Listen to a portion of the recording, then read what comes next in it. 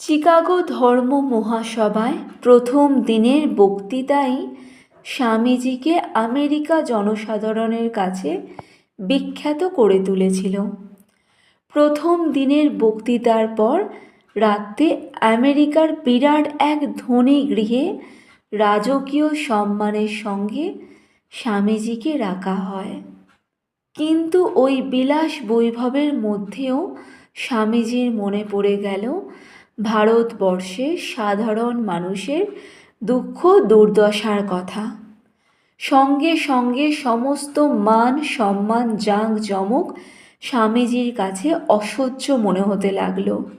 গভীর দুঃখে স্বামীজির মন ভরে উঠল। পালকের শয্যা তাঁর গায়ে কাঁটার মতো বিঁধতে লাগল। বিছানা ছেড়ে স্বামীজি মাটিতে এসে শুলেন আর কান্নায় ভেঙে পড়ে বলতে লাগলেন, মা, আমার দেশ যখন চরম দারিদ্র্যে ডুবে আছে, তখন মানব যশের আকাঙ্ক্ষা কে করে?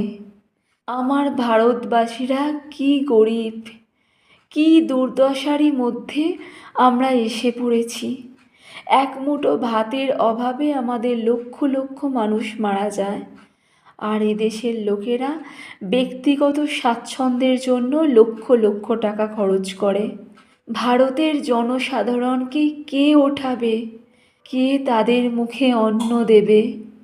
মা, দেখিয়ে দাও কিভাবে আমি তাদের সেবা করতে পারি। এর কয়েক বছর পরের ঘটনা।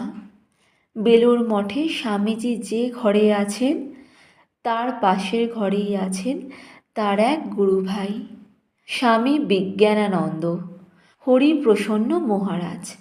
স্বামীজি যাকে স্নেহ ভরে পেষণ বলে ডাকতেন। একদিন মাঝরাতে স্বামীজির কান্নার শব্দে তাঁর ঘুম ভেঙে গেল।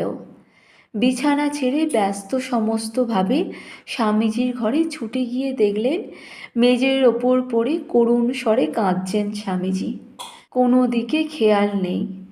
বিজ্ঞানানন্দজি জিজ্ঞাসা করলেন, স্বামীজি, আপনার কি শরীর খারাপ? বিজ্ঞানানন্দজির গলার স্বরে স্বামীজির চেতনা হলো। চমকে উঠে বললেন, কে, পেষণ? আমি ভেবেছিলাম তোরা সব ঘুমিয়ে পড়েছিস। শরীর খারাপ হয়নি, দেশের দুঃখ দৈন্য দুর্দশার কথা ভেবে ভেবে আমি ঘুমোতে পারছি না। মনটা বেদনায় ছটপট করছে, তাই ঠাকুরের কাছে প্রার্থনা করছি এদেশের সুদিন আসুক, দুর্দিন চলে যাক।